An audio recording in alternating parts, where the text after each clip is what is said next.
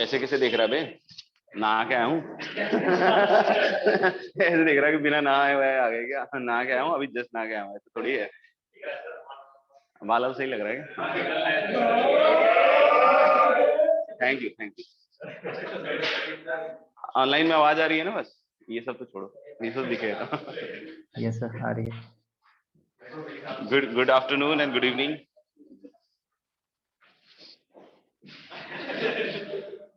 चलो भाई डिस्कशन कर लेते हैं थोड़ा सा।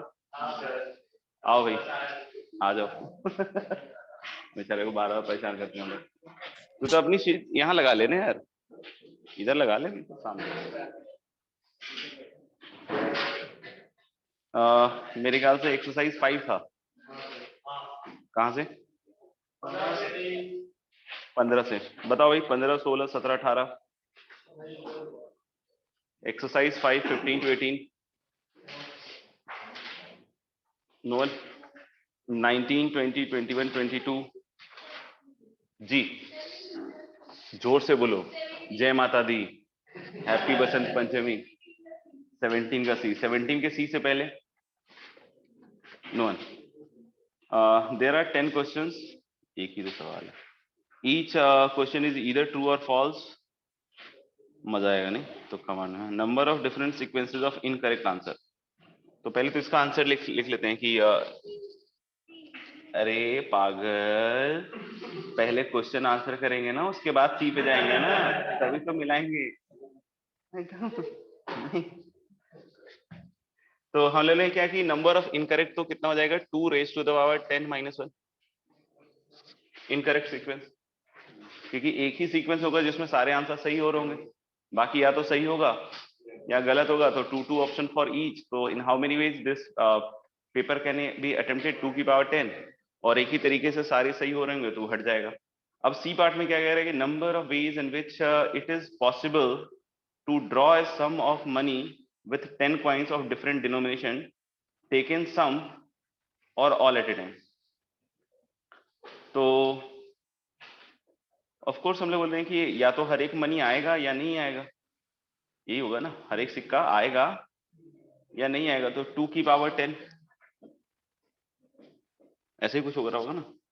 और बोला टेकन सम और ऑल एट टाइम, मतलब कुछ ना कुछ तो लेना ही है ना।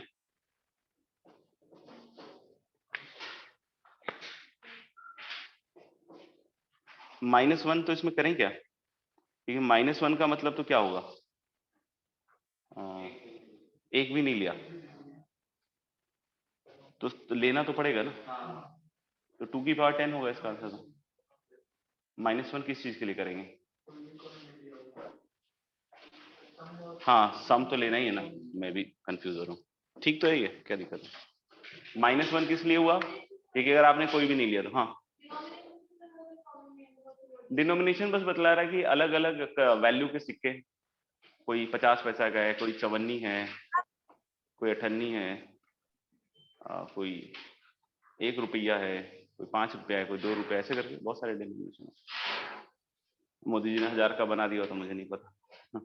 कुछ भी कर सकते हैं, मोदी है तो मुमकिन है नहीं। और कोई 23 तक?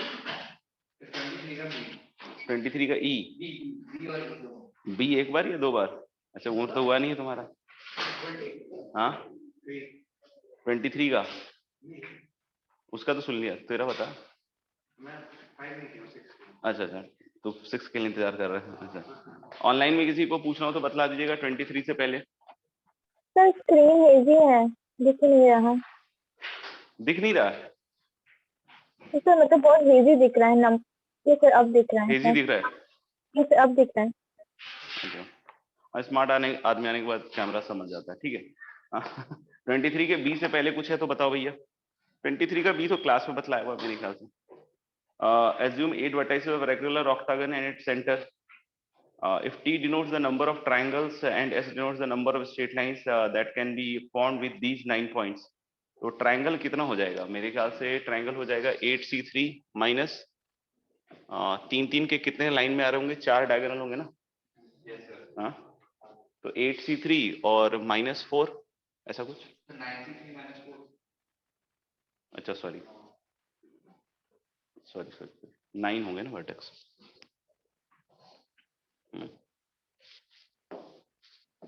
तो 9C3 टोटल तरीका -4 यही होगा। और इसका तो 8C2 हो जाएगा शायद, दूसरे वाले का स्ट्रेट लाइन। 9C2 तो नहीं होगा ना, उस पॉइंट से तो कोई कंट्रीब्यूशन ही नहीं होगा ना। जो बचे हुए 8 हैं वर्टाइसेस, उसी से जितने स्ट्रेट लाइन बनेंगे वही बनेंगे, क्योंकि अगर तुम सेंटर वाला लेके करोगे, हाँ दूसरे वर्टेक्स जाने का तो ऑलरेडी बना हुआ लाइन है। या फिर इसको करने का दूसरा तरीका ये हो सकता है कि 9C3 -4 थे ना, 4 टाइम्स 3C2 और +4, जो डायगोनल वाले 3-3 के कंट्रीब्यूशन है वो हटा दिए और वो 4 लाइंस बनेंगी तो +4। चलो देखो सेम ही आता हुआ दोनों वैल्यू। और कोई 23 तक है तो बताएंगे एक्सरसाइज 5 में, देख लो।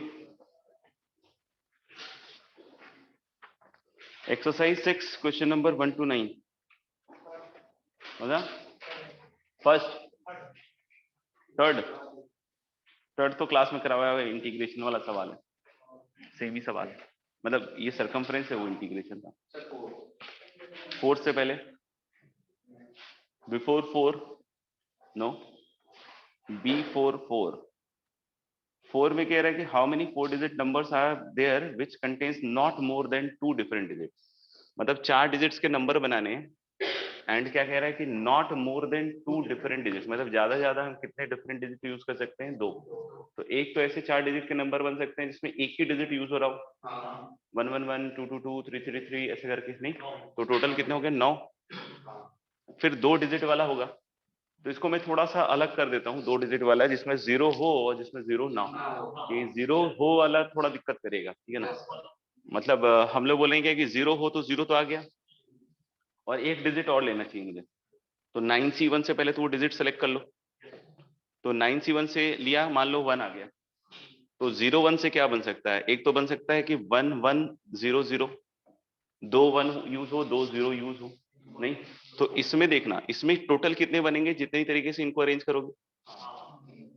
तो इनटू कर देता हूं मैं अब, 3 फैक्टोरियल अपॉन 2 फैक्टोरियल,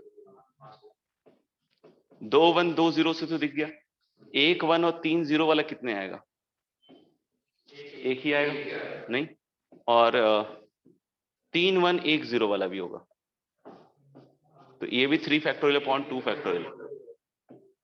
समझ में आ रहा है ना कि पहले प्लेस पे तो वो नॉन जीरो डिजिट जो होगा, मतलब जैसे भी मैंने 1 लिया है, तो जो नॉन जीरो डिजिट होगा पहले प्लेस पे तो वही जाएगा। और फिर 3 तरह के कॉम्बिनेशन हो सकते हैं कि 2 1 2 0 यूज हो रहा हो, 1 1 3 0 या 3 1 1 0। अब हम 0 एक्सक्लूडेड वाला सोचते हैं, तो 9C2 जैसे मान लो कि 2 डिजिट आ गए 1 और 3, अब इससे क्या क्या नंबर बन सकता है, तो 3 1 1 3 वाला बन सकता है, तो और 3 3 और 1 1 वाला बन सकता है, वो तो सेम ही होगा।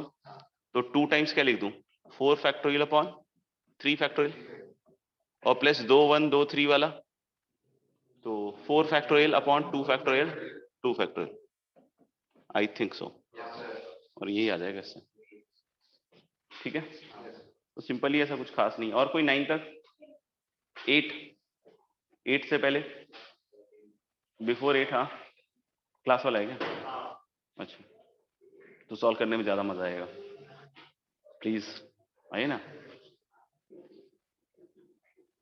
गुड, जरूरी है ना, वो कभी पता नहीं चलता है ना टाइम का, पार्क में घूम रहे हैं, फिर अरे क्लास का टाइम हो गया, चलो चलो।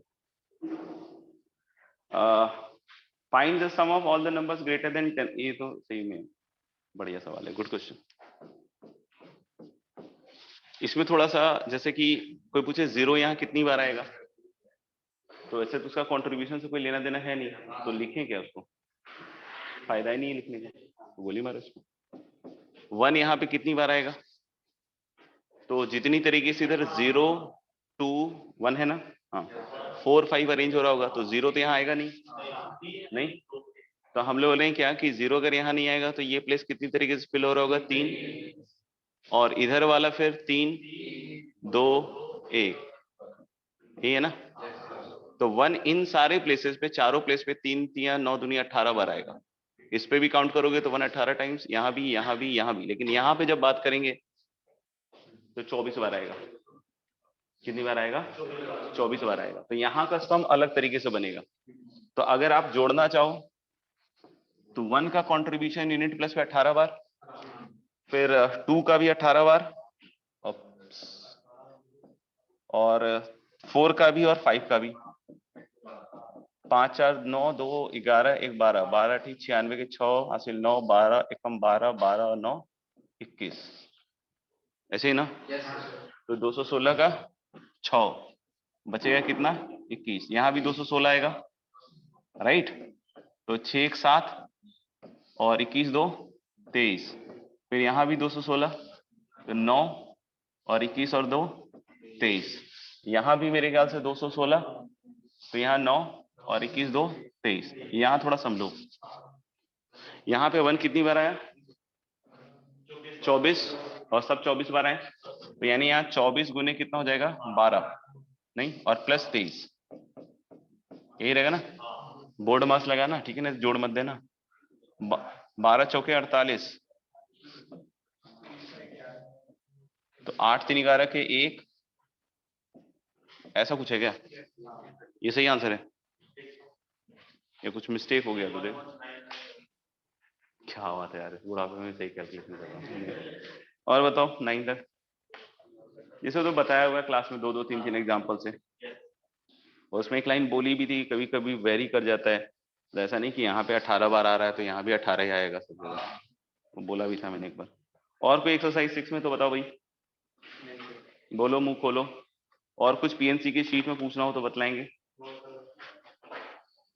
देख लो, फिर वो आएगा तो जाएगा नहीं। देखो वो आ गया।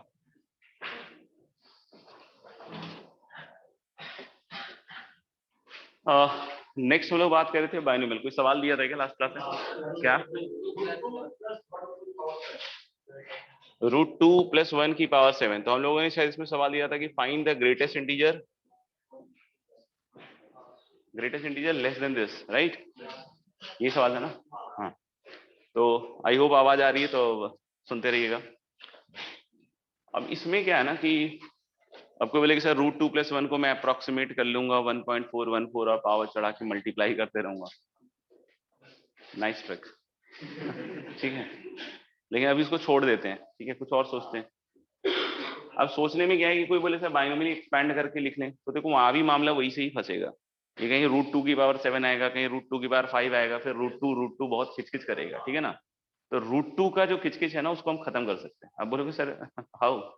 तो हम लोग बोले कि ऐसा ही एक नंबर लेते हैं, बट ये नहीं लेंगे।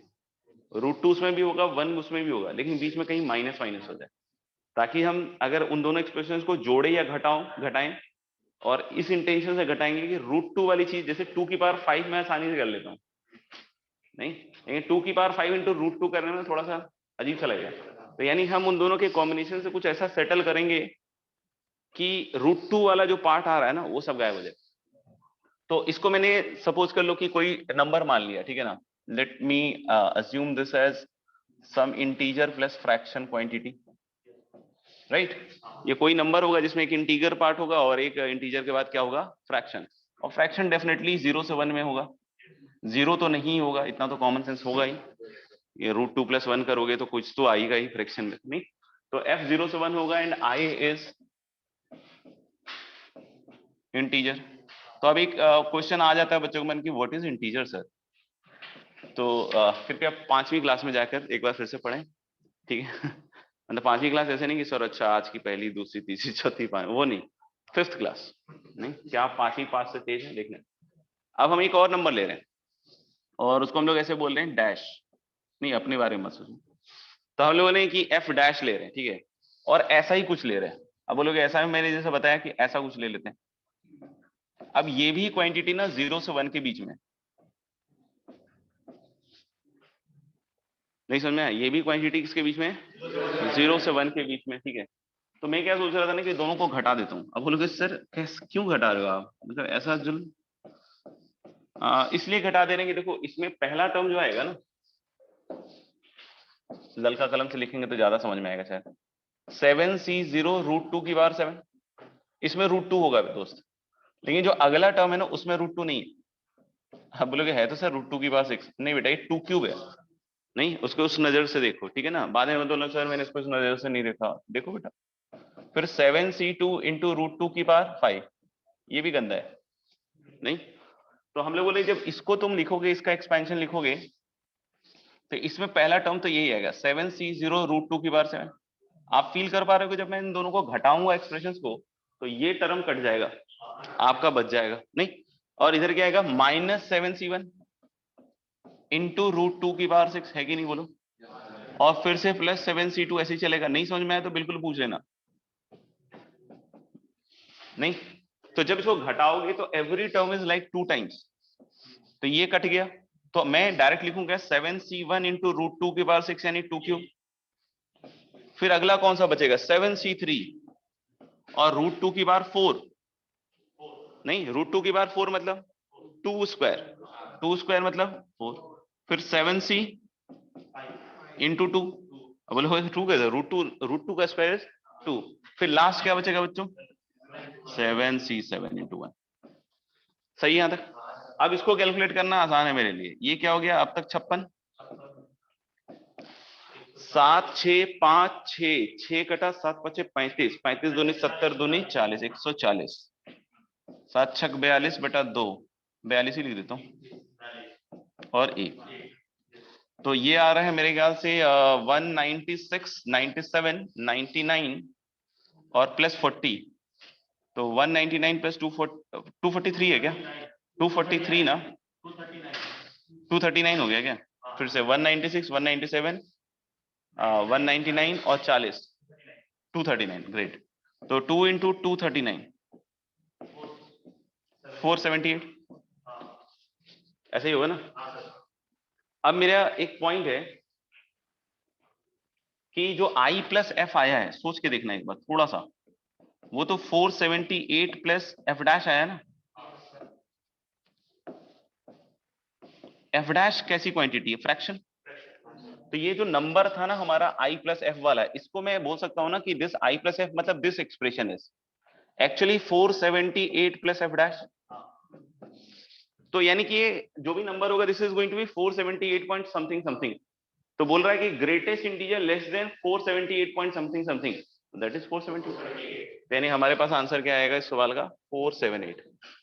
तो ये ढंग का थोड़ा सवाल है, इस तरह के सवालों में हम इस तरह के नंबर्स का यूज करेंगे और फिर आगे बढ़ेंगे। लिखना हो तो लिख लीजिए, कुछ नहीं समझ में आया तो बोल सकते हैं, ऑनलाइन में भी नहीं समझ में आया तो बोल सकते हैं।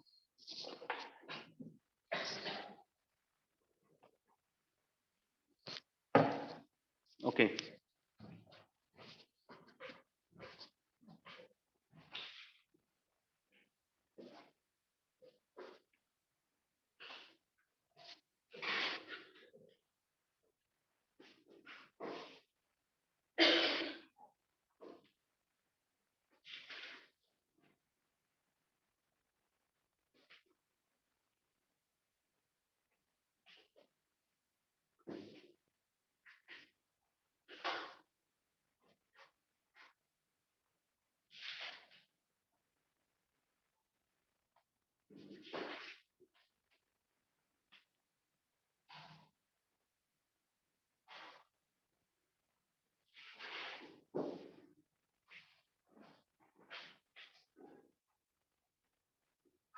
ठीक है जी, आगे हम कुछ और सवाल कर रहे हैं।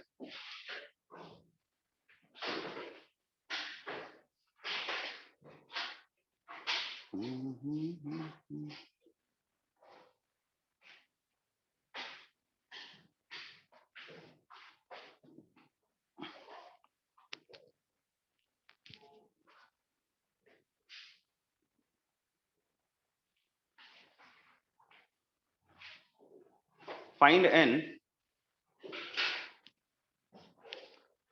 if the ratio of the seventh term from the beginning.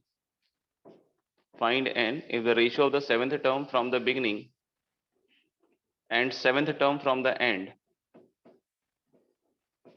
Find n if the ratio of the seventh term from the beginning and seventh term from the end and seventh term from the end in the expansion of Find n if the ratio of seventh term from the beginning and seventh term from the end in the expansion of 2 की power 1/3 plus 3 की power minus 1/3 की power n is 1/6 is 1/6.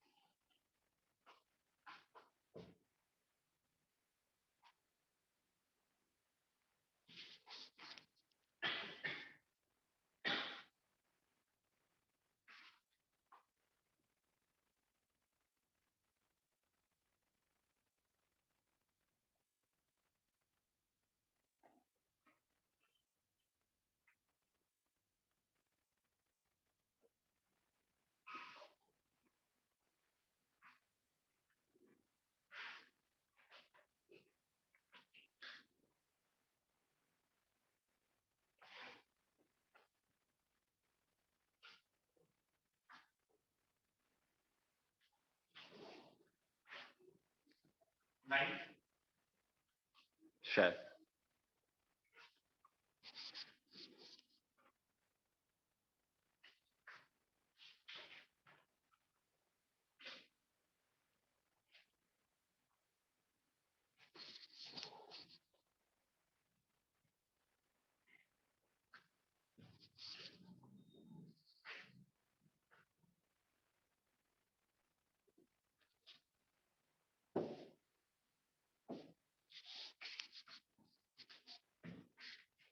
कर ले discuss.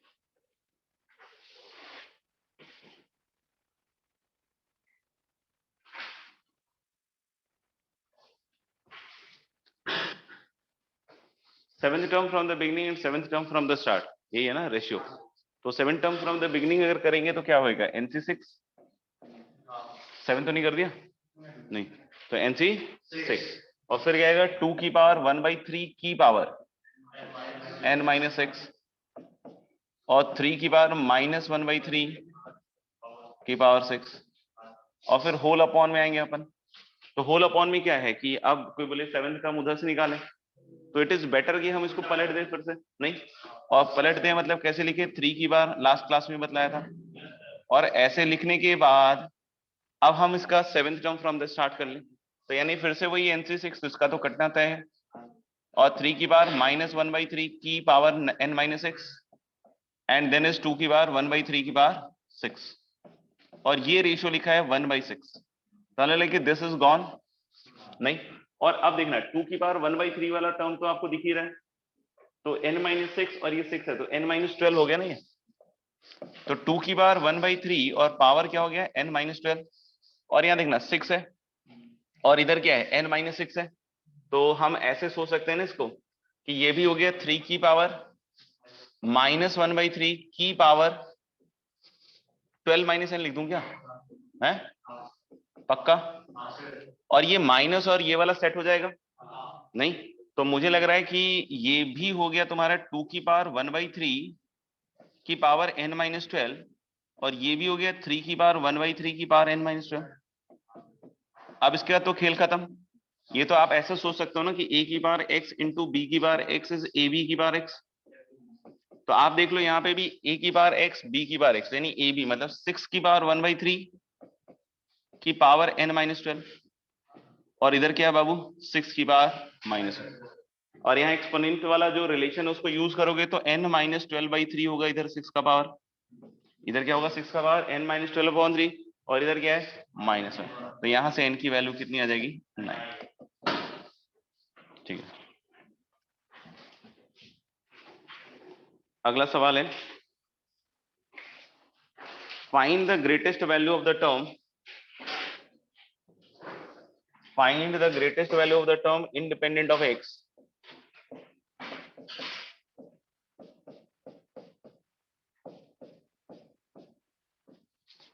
Find the greatest value of the term independent of x in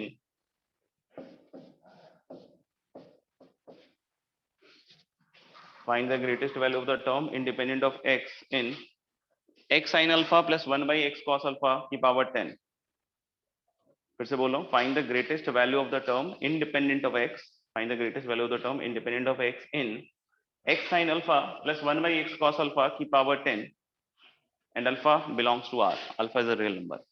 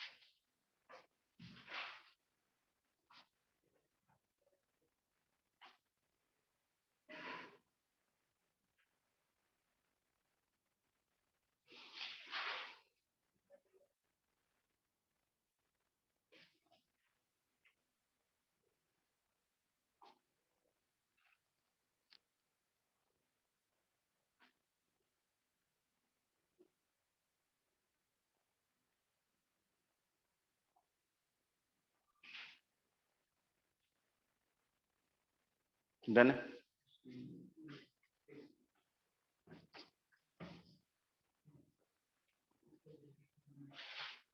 तो दो चीजें करनी पड़ेंगी इसमें। पहली चीज करनी पड़ेगी कि पहले टर्म इंडिपेंडेंट ऑफ एक्स वाला निकालना पड़ेगा, और वो जो भी फंक्शन आएगा उसको फिर क्या करना पड़ेगा, मैक्सिमाइज करना पड़ेगा। नहीं तो हम लोग बोलेंगे सबसे पहले कि टर्म इंडिपेंडेंट ऑफ एक्स निकालना है तो क्या ट्रिक था अपना कि जनरल टर्म लिखना पड़ेगा। पहले जनरल टर्म लिख देते हैं, आओ जनरल टर्म। तो T R plus 1 is 10 CR x की पावर एक्स साइन अल्फा की power 10 - R and then is 1/x cos alpha and power क्या होगा इसका R। तो सबसे पहले तो x के पावर का अपन करें हिसाब किताब। नहीं, इंडिपेंडेंट ऑफ x मतलब x की पावर क्या होना चाहिए, 0। तो आप देखो ना, सीधा सीधा निकाल लो ना, 10 - R है यहाँ पे और ये नीचे R है, तो ऊपर तो -R हुआ ना, तो यानी कि x का पावर टोटल कितना हो गया, 10 - 2R। सही है क्या, 10 - 2R। तो 10 - 2R को 0 करोगे तो R की वैल्यू 5। आसान है, तो ले आसान है। तो ले कि यहाँ पे सिंपल क्या दिख रहा है आपको, 10C5 साइन अल्फा की, ज्यादा कुछ नहीं सोचे, पावर बोलो 5 और कॉस अल्फा की पावर 5। तो ये साइन अल्फा कॉस अल्फा देख के कुछ कुछ होता है क्या, नहीं होता है तो फिर बहुत इनसेंसिटिव हो तुम लोग। नहीं तो आने लगे क्या कि 2 की पावर 5 से क्या करेंगे, multiply divide.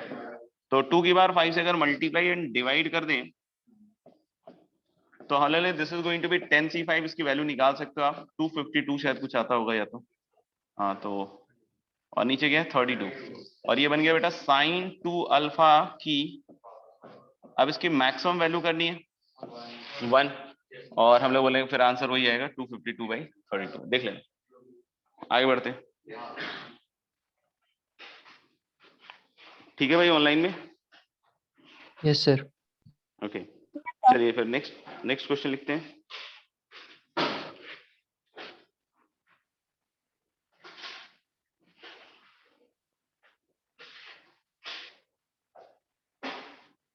in the expansion of 4 की पावर 1/3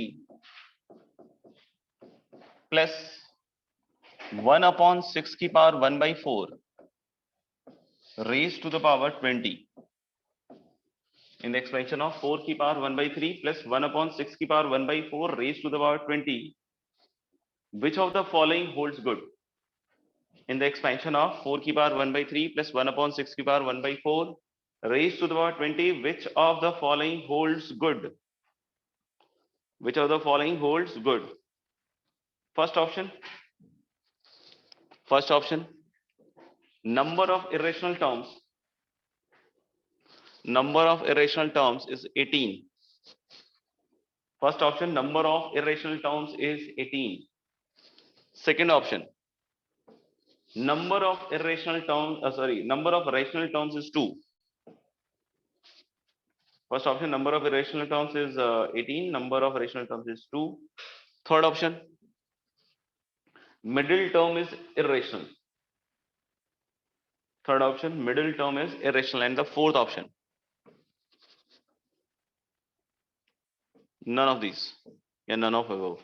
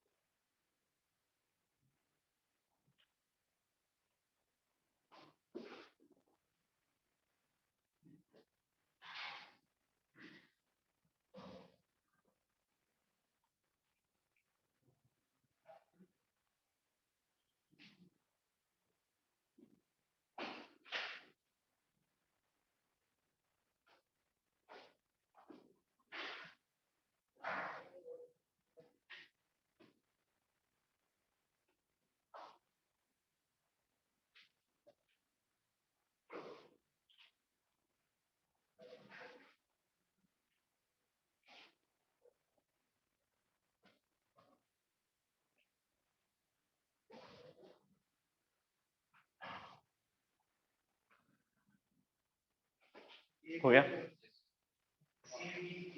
ABC? अरे भगवान, चलिए तो फिर से हम लोग इसमें देखेंगे क्या जनरल टर्म का जलवा, ठीक है ना। तो जनरल टर्म का जलवा पूरे बाइनोमियल में आपको देखने को मिलेगा, समझ में आएगा। तो this is T R plus one फिर से, और T R plus one I can write as कितना 20 सी आर, और 4 की पावर 1/3 की पावर कितना होगा बच्चों 20 माइनस आर, और कितना हो जाएगा 1/6 की पावर 1/4 की पावर आर, ऐसा कुछ। और हम रेशनल इरेशनल पे बात कर रहे हैं। देखो 20 सी आर तो इंटीजर होगा, तो इसके बारे में तो चिंता करने की जरूरत ही नहीं है। ये बचेगा 20 माइनस r/3 और 6 की पावर माइनस r/4, ठीक है ना। तो अब आप समझना कि रेशनल इरेशनल के लिए या रेशनल के लिए हम पहले सोच लेते हैं। तो ये ऊपर वाला 3 से डिविजिबल होना चाहिए और ये वाला 4 से डिविजिबल होना चाहिए। तो रादर देन ये हम ये जल्दी जल्दी पकड़ सकते हैं। जैसे r क्या क्या वैल्यूज ले सकता है रेशनल के लिए, 0, 4, 8, 16 और 20, यही है। अब इनमें से वो वैल्यू जो इसको भी रेशनल बना रहे होंगे तभी पूरा रेशनल रेशनल हो रहा होगा। पहले 0 पे बन रहा है क्या? नहीं। 4 पे बन रहा है क्या? नहीं। 8 पे बन रहा है क्या? ठीक है। 12 पे बन रहा है क्या? नहीं। 16 बन रहा है क्या? नहीं। और 20 पे यस। यानी कितने रेशनल टर्म बने? 2। तो इरेशनल कितने हुए? 18? नहीं, 19। ये टोटल टर्म कितने? 21। यानी हम लोग लें कि ये भी सही है। नहीं। और मिडिल टर्म की बात करें अगर 21 है तो 11वां टर्म मिडिल टर्म है। नहीं, तो यानी कि r की वैल्यू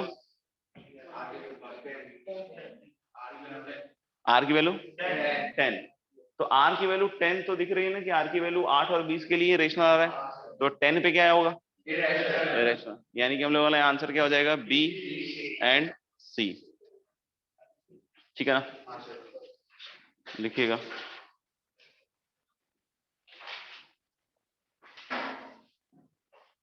लिखेंगे अगला सवाल।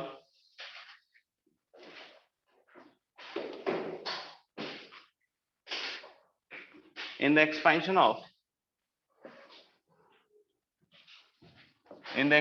of y equal to 1 plus x plus 1 plus x का whole square, in the expansion of y equal to 1 plus 1 plus x plus 1 plus x का whole square till 1 plus x की power 10, till 1 plus x की power 10, sorry नहीं 10 नहीं है 19, till 1 plus x की power 19, ठीक है ना। if the coefficient of x की power p, if the coefficient of x की power p is the greatest coefficient, if the coefficient of x की power p is the greatest coefficient, then find the value of p. If the coefficient of x की power p is the greatest coefficient, then find the value of p. p is a natural number. p is a natural number.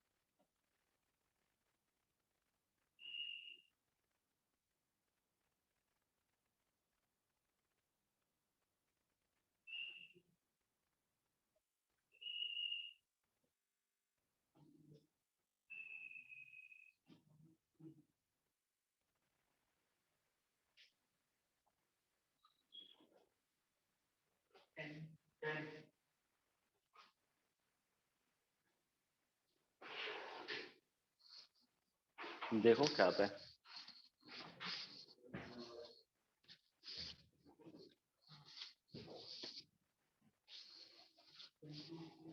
Online में किसी आया क्या?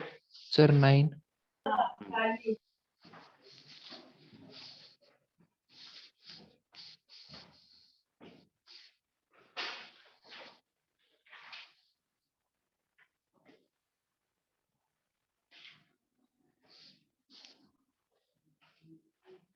करें discuss.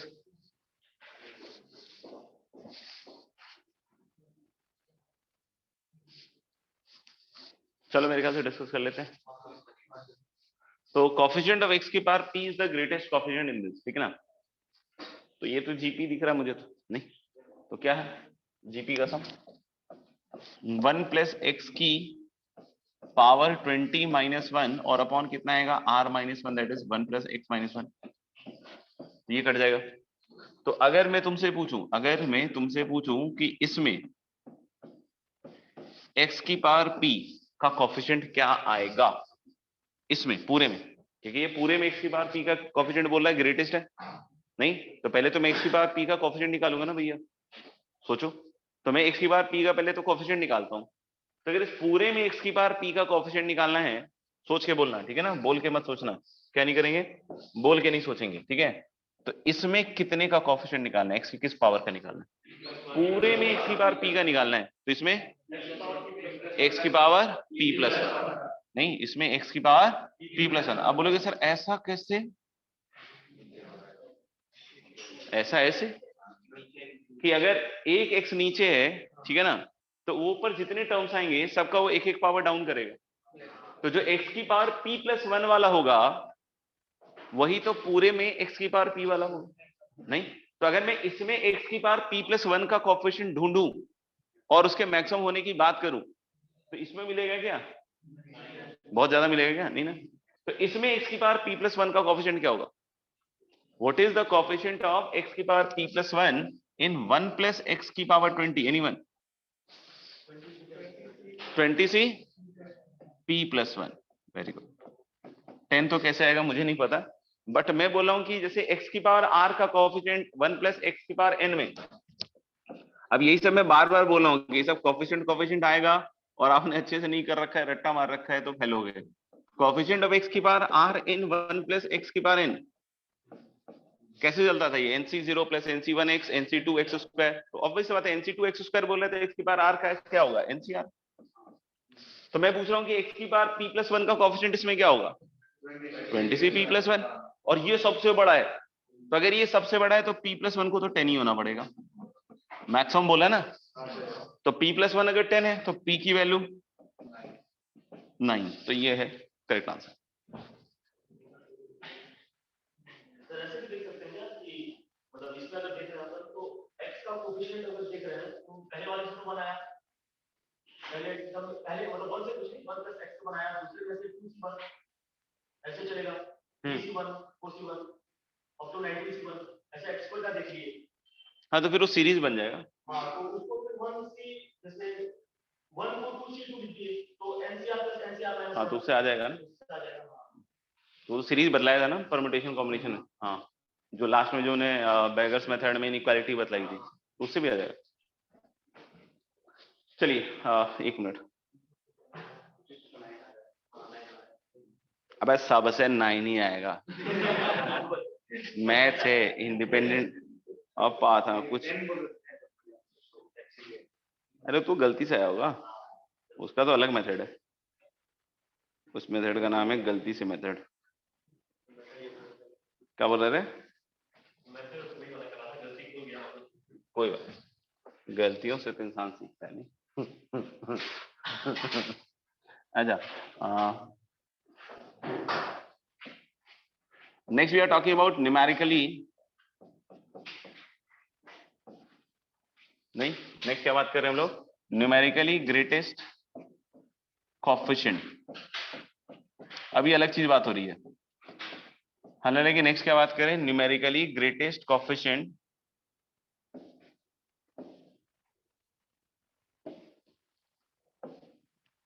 तो if you are talking about numerically greatest coefficient, आप बोलोगे कहाँ, तो एक्सपेंशन में ही ऑफ कोर्स। कहाँ पे? एक्सपेंशन में। तो अब जैसे 1 प्लस एक्स की पावर n है सपोज कर लो, इसके एक्सपेंशन में बहुत सारे टर्म्स हैं आपके पास। अब बोलेगा इसमें सबसे न्यूमेरिकली ग्रेटेस्ट टर्म कौन सा है? नहीं, कोएफिशिएंट की जगह टर्म ज्यादा अच्छा सुटेबल वर्ड होगा मेरे ख्याल से। नहीं, क्या वर्ड अच्छा होगा? टर्म। न्यूमेरिकली ग्रेटेस्ट टर्म, ठीक है ना, दैट वुड बी बेटर। तो हम ले लेंगे कि न्यूमेरिकली ग्रेटेस्ट टर्म की बात कर रहे हैं, तब बोलेगा सर कैसे पता चलेगा? एक्स और एन पे डिपेंड करेगा। ये लॉजिकल दिमाग सोचेगा, बाकी कोई तो बता भी देगा कि ये वाला होगा, ठीक है ना। तो अपन उस तरह से नहीं जाएंगे। जैसे बोलेगा ना कोई कि इसमें बताओ सबसे बड़ा टर्म कौन है, तो हो सकता है कोई आंसर बतला दे, लेकिन मैं कह रहा हूँ लॉजिकली दिमाग क्या सोचेगा, सर ये तो एक्स और एन पे डिपेंड करेगा, क्योंकि एक्स और एन चेंज करोगे तो अलग अलग वैल्यूज आएंगी, जैसे NC0 NC1x NC2x2 NC3x3 ऐसे चलेगा। तो आप n और x को जैसे चेंज करोगे तो उसका कॉम्बिनेशन के हिसाब से अलग अलग वैल्यूज आएंगी, अलग अलग टर्म के, हर एक केस में अलग अलग हो सकते हैं।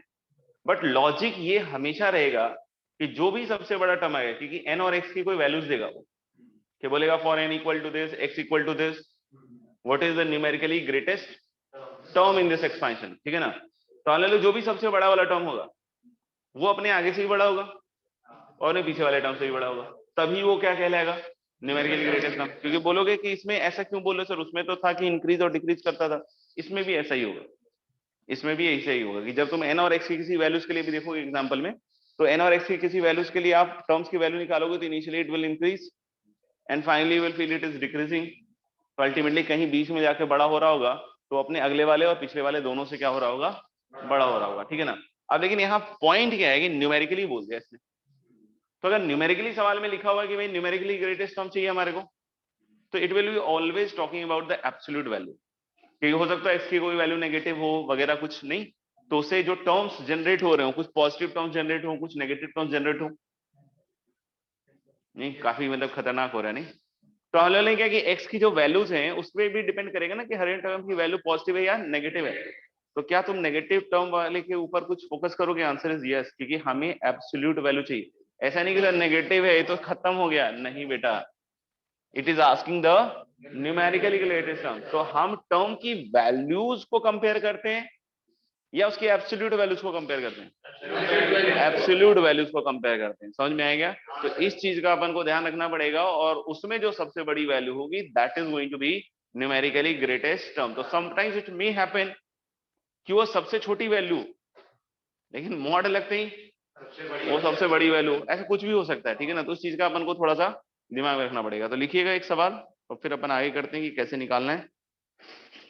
The question is if x equal to 1/3, if x equal to 1/3, if x equal to 1/3, find the numerically greatest term, find the numerically greatest term in the expansion of, if x equal to 1/3, find the numerically greatest term in the expansion of 1 plus 4x की power 8. If x equal to 1/3, find the numerically greatest term in the expansion of 1 plus 4x की power 8. या n भी दिया हुआ है, फिर x की value दिया हुआ है।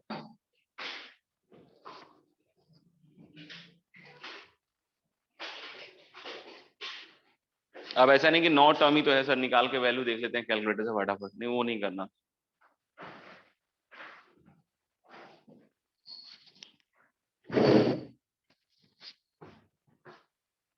ठीक है भाई, ऑनलाइन में सब? Yes sir.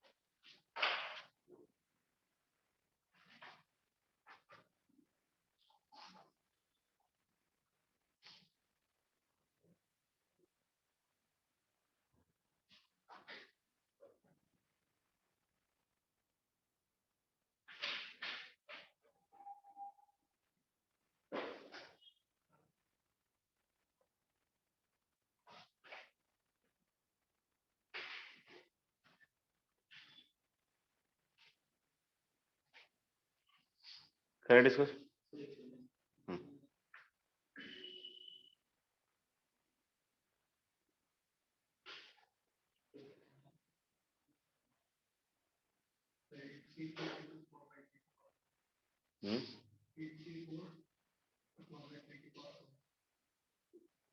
कौन सा टर्म आया?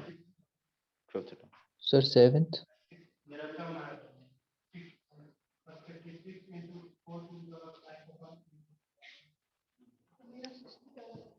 नहीं आएगा तो सबका एक ही आएगा उधर। वही देखना है। तो लॉजिक तो वही जाएगा क्या कि उसका जो भी टर्म होगा वो अपने आगे वाले टर्म और अपने पीछे वाले टर्म दोनों से क्या होना चाहिए, बड़ा होना चाहिए। तो लॉजिक तो यही जाएगा। हाँ तो एक्चुअली क्या है कि इसमें आप देखोगे तो शीट में एक फॉर्मूला भी दिया होगा, बट मुझे नहीं पता पर्सनली को फॉर्मूला क्या है, बट वो दिया हुआ रहता है। ठीक है, तो अगर कुछ नहीं समझ में आया तो रट्टा भी मार सकते हो, तुम्हारे ऊपर है। ठीक है ना, बाकी जो मैं कह रहा हूँ अपन वो करे तो ठीक है, बाकी आपके ऊपर है। हम लोग उसमें इस तरह की एक इनइक्वालिटी लेके चलते हैं। ठीक है ना, समझ में आ जाएगा। बाकी आपने जैसे किया वो भी ठीक ही होगा, मेरा मानना है। आप बोलोगे कि अजीब सा डिजाइन दिखा सर, पहली बार जीवन में इतने सालों से पढ़ रहे हैं। Greater than less than equal to सब इसी में है। ठीक है ना, मान लो। ठीक है ना, तो हम इस चीज को इनइक्वालिटी को लेकर आगे चलें। एब्सोल्यूट वैल्यू क्यों ले रहे हैं? क्योंकि न्यूमेरिकली किसकी बात हो रही है? Greatest term. हालांकि मुझे यहाँ पहले से पता है कि कोई भी टर्म नेगेटिव का नहीं होने वाला है, तो इसलिए ऐसा कोई टेंशन मेरे को नहीं है। तो हम लोग बोले कि मॉडुलस नहीं भी लगाएं इस पर्टिकुलर केस में तो चलेगा, बट आइडियली मॉडुलस अपन को लगाना चाहिए अगर इन केस नेगेटिव होने के चांसेस है तो this is going to be 8CR into कितना होगा रे? 4 की पावर r x की पावर r, ये होगा। और ग्रेटर देन लेस देन क्या होगा? 8CR माइनस 1 इंटू क्या होगा? 4 की पावर r माइनस 1 इंटू 1/3 की पावर r माइनस 1, यही रहेगा मेरे ख्याल से। x की वैल्यू डाल दी मैंने, तो ये कटने के बाद इधर 4/3 रहेगा, और 8 से 8 c से c, r से r काट देना तो उधर माइनस में जाएगा। नहीं, बाकी देखना 8 फैक्टोरियल आएगा ऊपर दोनों साइड। वैसे तो मेरी लिखने की इच्छा नहीं होती सबको, क्योंकि मुझे पता ही है कि जाने वाला है तो कौन लिखे। इधर कितना आएगा? 8 माइनस r फैक्टोरियल इनटू क्या रहेगा? 8 फैक्टोरियल। और इधर क्या रहेगा बच्चों? 9 माइनस r फैक्टोरियल और r माइनस 1 फैक्टोरियल। तो आप देखो ये गया, और ये जाएगा तो इधर r आएगा, और ये जाएगा तो इधर क्या आएगा? 9 माइनस r। क्रॉस मल्टीप्लाई कर दो। क्या कर दो? क्रॉस मल्टीप्लाई कर दो। और क्रॉस मल्टीप्लाई करने के बाद देख सकते हो कि इधर आएगा 36 minus 4r is greater than less then कितना? 3r। यानी कि यहां से आ रहा है 36 greater than less than equal to जो भी है 7r। तो यानी हम यहां से बोल सकते हैं क्या कि दिस पर्टिकुलर रिजल्ट जो था, this has given us what? 36 greater than less then 7r। और वाइस वर्सा भी अगर तुम चलते हो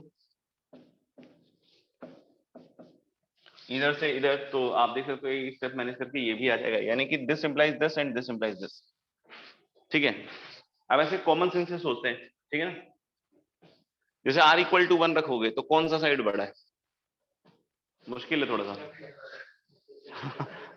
36 और 7, अब बताओ। तो r इक्वल टू 1 रखने पे इधर t2 आ रहा है, इधर t1 आ रहा है, तो किसका एब्सोल्यूट वैल्यू ज्यादा होगा? t2 का, क्योंकि इधर जो साइन पिक होगा अकॉर्डिंग एज यहाँ भी वही साइन पिक होगा, और अगर इधर ये पिक हुआ तो इधर ये पिक होगा। तो यहाँ से मुझे दिख रहा है कि r की वैल्यू 5 पे, सुनना ध्यान से, r की वैल्यू 5 पे 36 बड़ा है 35 से, यानी कि r की वैल्यू 5 रखेंगे तो जो 6th टर्म की एब्सोल्यूट वैल्यू होगी वो बड़ी होगी 5th टर्म के एब्सोल्यूट वैल्यू से, हाँ या ना? लेकिन जैसे ही तुमने r की वैल्यू 6 रखी तो ये 42 हो गया। नहीं, तो मुझे 42 हो गया तो ये बड़ा हो गया ना 42 अब, यानी 6 रखते ही, नहीं 6 रखते ही t7 की जो एब्सोल्यूट वैल्यू होगी this is less than t6। यही तो है। ठीक है ना, मैं और आर की और वैल्यूज भी रख के दिखा सकता था, उससे कोई फर्क नहीं पड़ेगा, उस पे मैं बात कर लेता हूँ। बट आप ये समझ पाएंगे क्या कि ये चीज हो रही है? तो यानी ये टर्म कौन सा है जो दिख रहा है सबसे बड़ा है? मॉडुलस ऑफ t6, क्योंकि मॉडुलस ऑफ t6 अपने पहले वाले के एब्सोल्यूट वैल्यू से भी बड़ा है और अपने बाद वाले के एब्सोल्यूट वैल्यू से भी बड़ा है। तो बोलोगे तो मैं अरेंज करके दिखा दूंगा, जैसे r इक्वल टू 1 रखा तो ये बड़ा है 36, तो यानी कि t2 का एब्सोल्यूट वैल्यू t1 से बड़ा है। नहीं, 2 रखोगे तब भी यही बड़ा होगा, यानी कि t3 का एब्सोल्यूट वैल्यू भी t2 से बड़ा होगा, यानी आप देख रहे हो ना, इनिशियली इंक्रीज कर रहा है, पहले T1 के बाद T2 का टर्म बढ़ा हुआ, फिर T3 का एब्सोल्यूट वैल्यू बढ़ा हुआ, T4 T5 T6 तक बढ़ा रहेगा। लेकिन जैसे ही T6 के आगे बढ़ा T7 वो कम हो गया, और अब सीधा सीधा कम होता जाएगा। समझ में आएगा? यानी कि T6 is the six term is the मतलब has the numerically greatest value जो तुम लोग निकाला। और वैल्यू क्या है वो भी निकाल सकते हो T6 तो मेरे ख्याल से। चलो एक और सवाल करेंगे। ऑनलाइन में क्लियर है क्या भाई सबको? Yes, sir. Yes, sir.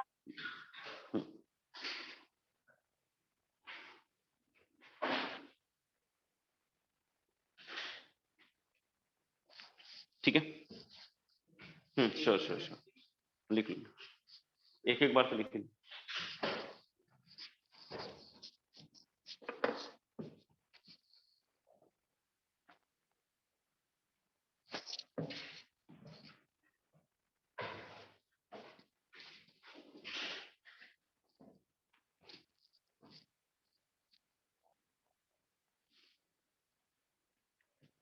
ठीक है, एक बार हो गया, फिर से लिख रहे हैं।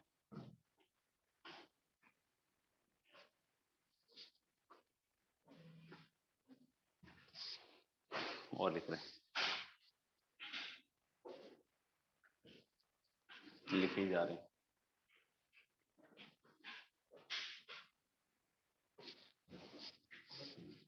गुड।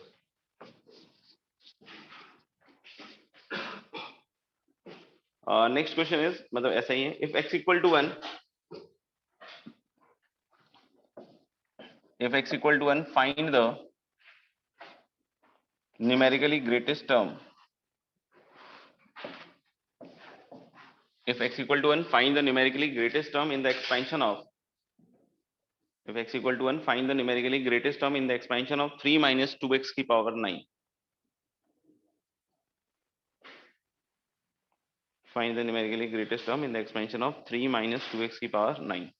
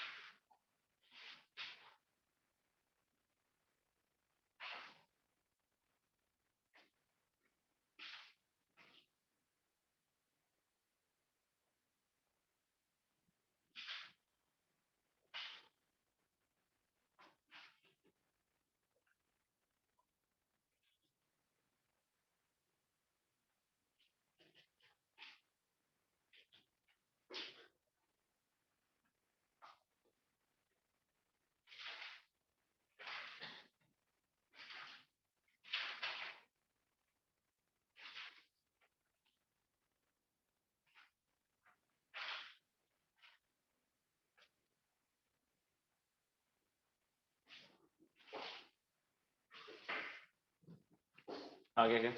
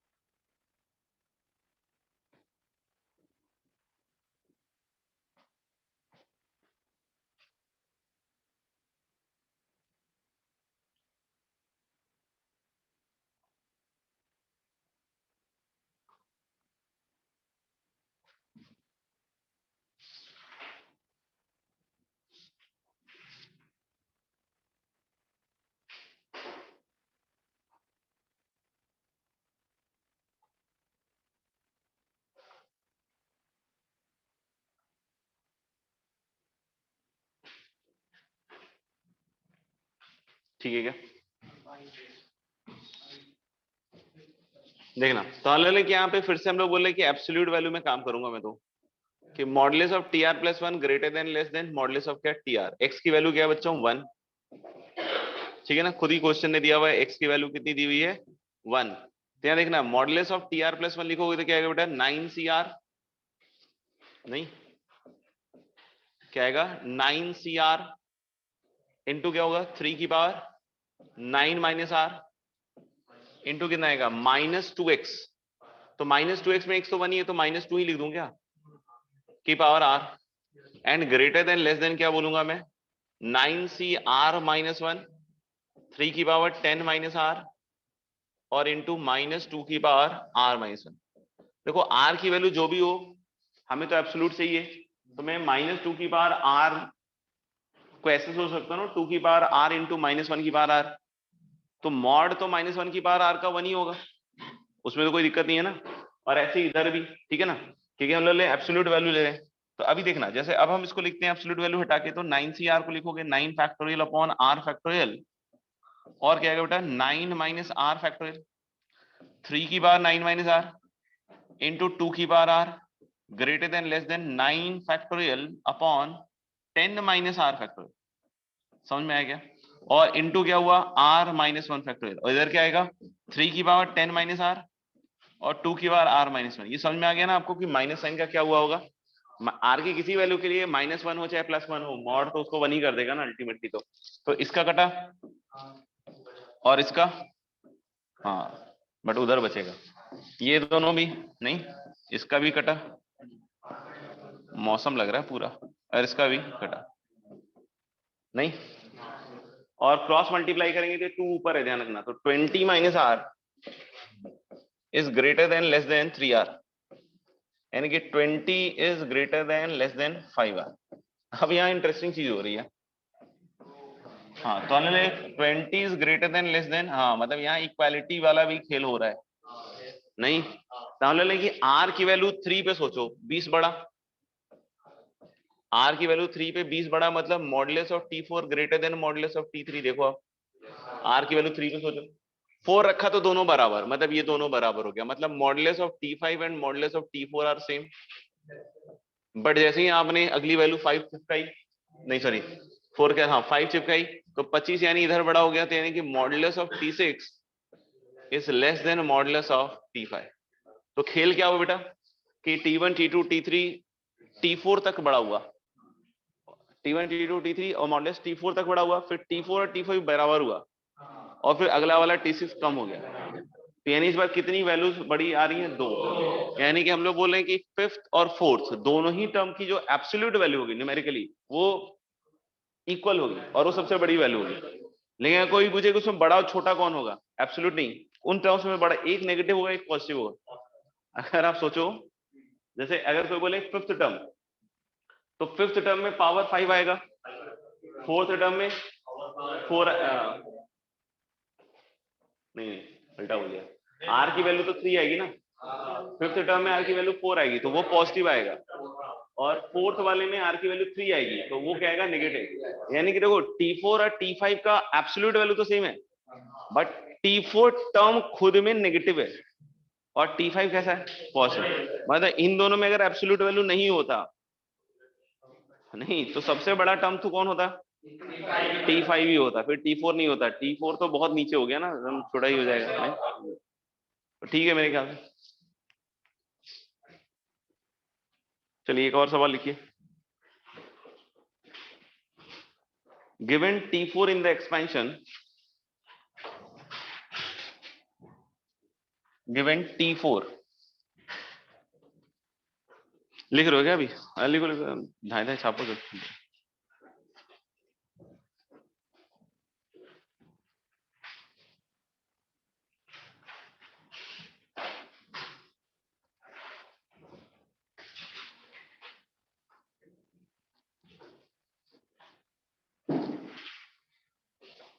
अब हो गया। Given T4 in the expansion of, given T4 in the expansion of in the expansion of 2 plus 3x by 8 given T4 in the expansion of 2 plus 3x upon 8 की power 10 given T4 in the expansion of 2 plus 3x upon 8 की power 10 has maximum numerical value, then find the range of x. Then find the range of x. तो मैं x का range बतलाना है.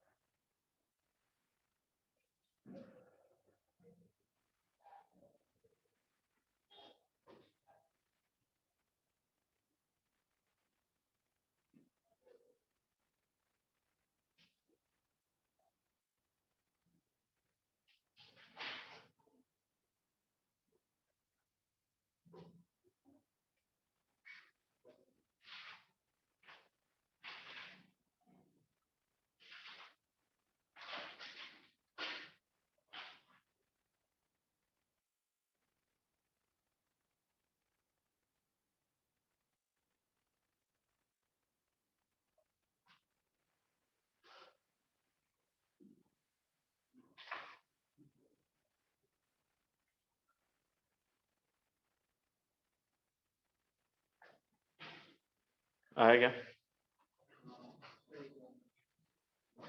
नहीं है क्या है? क्या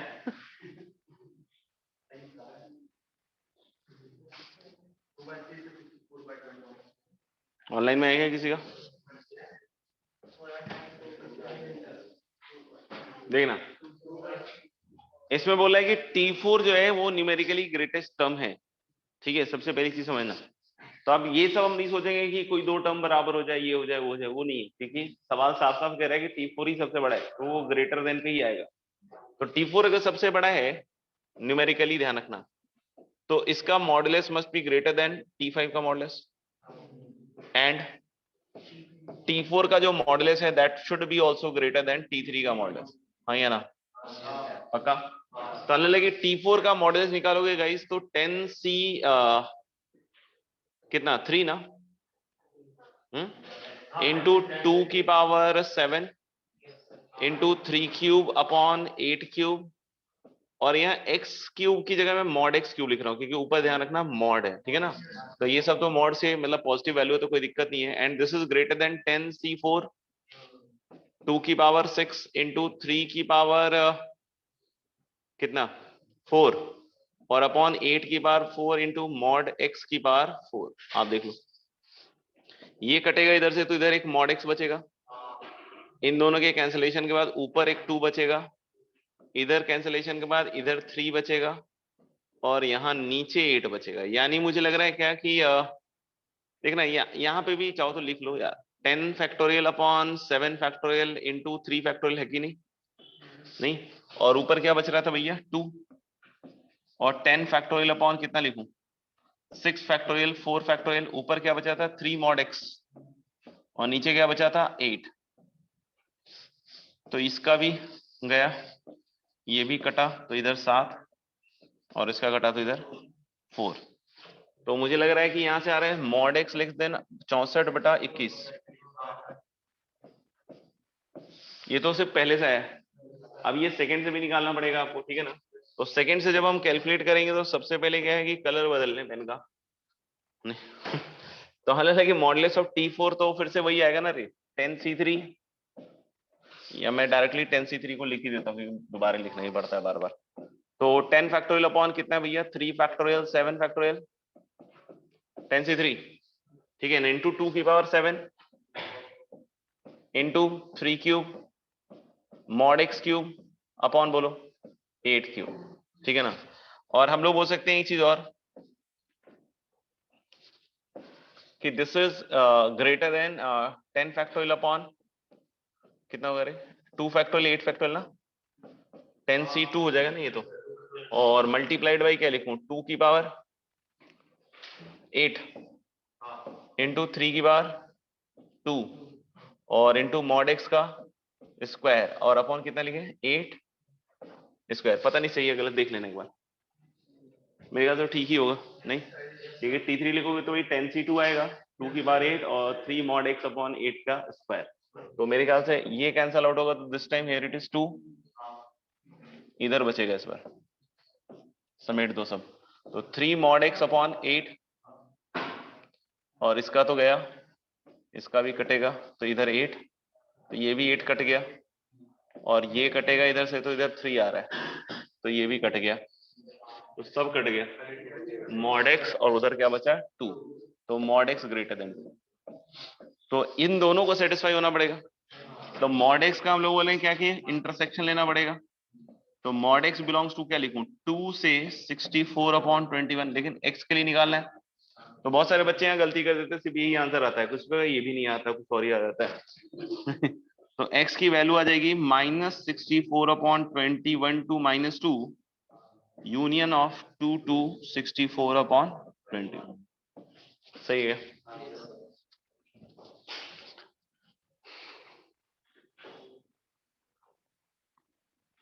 लिख लिया सबने?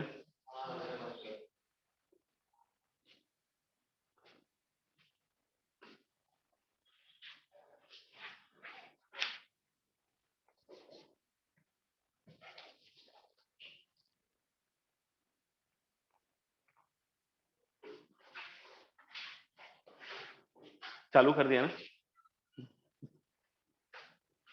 लिखना चालू कर दिया ना? हाँ बस खत्म तो हो ही जाएगा, जिसने चालू किया उसका खत्म तो होना ही। और हाँ लिखो लिखो, अरे कोई लिखो।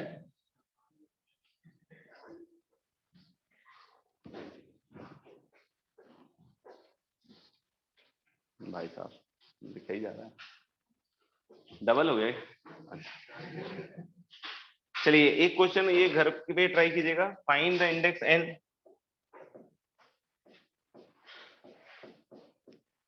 Find the index n, find the index n of the binomial, find the index n of the binomial x by 5 plus 2 by 5 की power n, find the index n of the binomial x by 5 plus 2 by 5 की power n, n is a natural number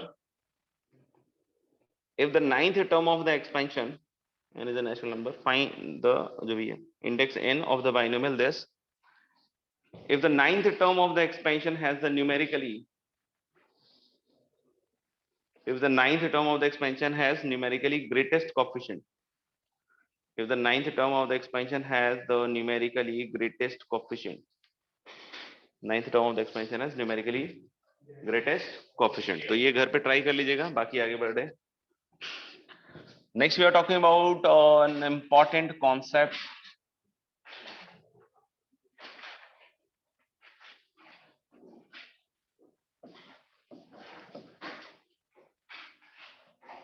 तो concept जो है वो अपन देखेंगे. वैसे तो थोड़ा बहुत आइडिया दे दिया है मैंने, बट फिर भी क्वेश्चन के थ्रू देखेंगे. ठीक है, तो लिखो फिर. If small n belongs to the set of natural number, if small n belongs to the set of natural number, then prove that if small n belongs to the set of natural numbers, then prove that 3 plus root 7 की power n, then prove that integral part of, if n belongs to the set of natural numbers, then prove that the integral part of the number, then prove that the integral part of the number 3 plus root 7 की power n is an odd integer. Prove that the integral part of the number 3 plus root 7 की power n is an odd integer. करिए इसको.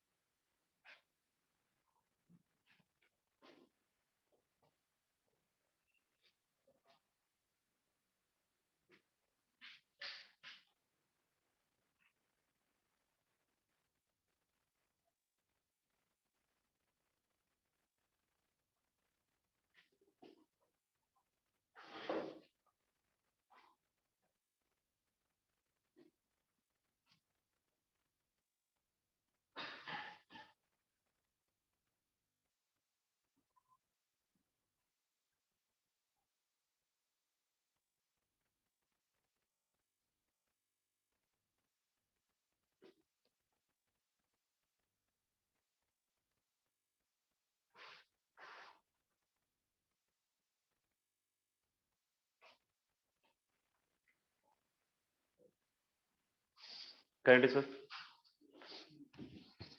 ये same चीज है, ये same चीज है जो अभी हमने थोड़ी देर पहले किया था आते ही क्लास के अंदर, ठीक है ना।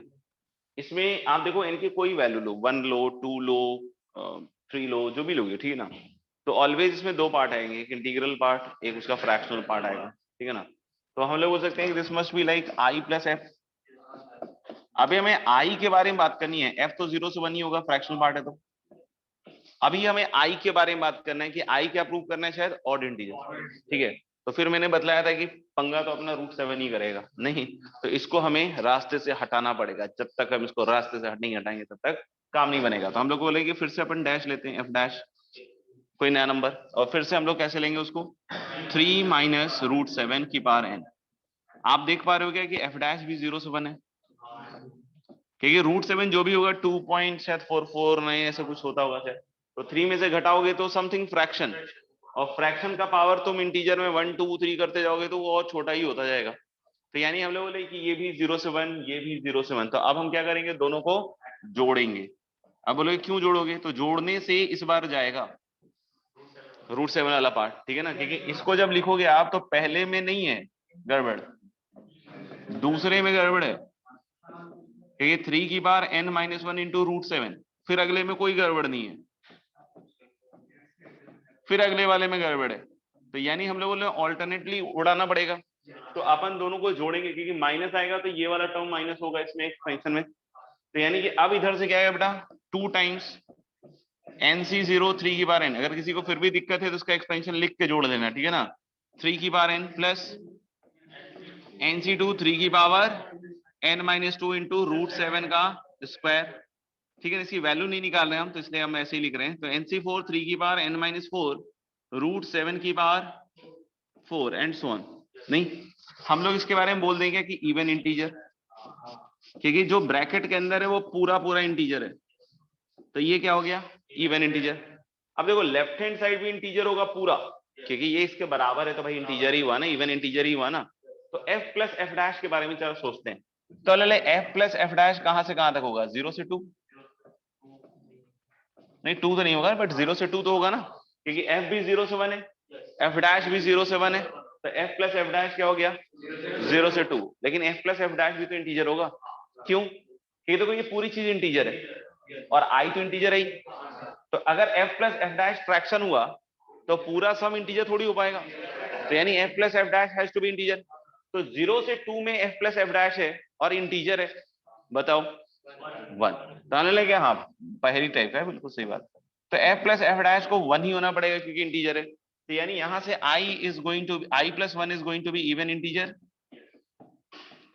और अगर i प्लस 1 इवन इंटीजर है तो i क्या हो जाएगा, ऑड इंटीजर।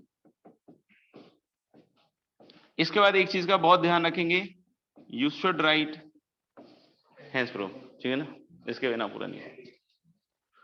चलिए, तो मेरे ख्याल से इस पे एक आध सवाल और है, मैं अगली क्लास में ले लूंगा मतलब दे दूंगा। और तो होमवर्क अपन बाइनोमियल की शीट तो होगी आप लोगों के पास, हाँ नहीं, तो बाइनोमियल में अपन HW लिख लें, पता नहीं मुझे लग रहा है एक्सरसाइज 1 तो होगा ही उसमें ना शायद, एक एलिमेंट्री भी है क्या उसमें, किसी के पास है क्या शीट, हाँ देख लो, फोन देख लो, किसी का मैसेज आया तो भी। हाँ भाई, ऑनलाइन में किसी बच्चे के पास है क्या पता, पहला, हाँ निकालो जिसके पास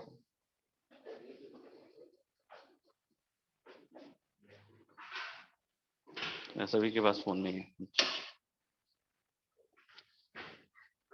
सर एक्सरसाइज 1 है सीधी एक्सरसाइज 1 है, उसमें 15 सवाल है।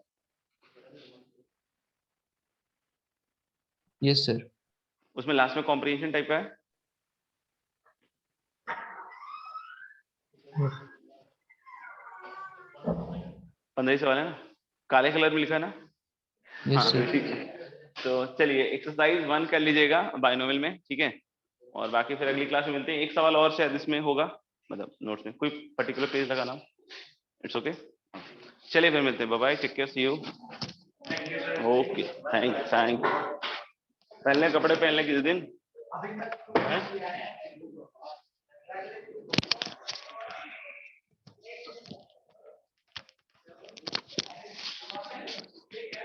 ये कॉपी दे रही मैं ताकि आप लोग कॉपी लाके तो क्लीन ना ऊपर मत जाएगा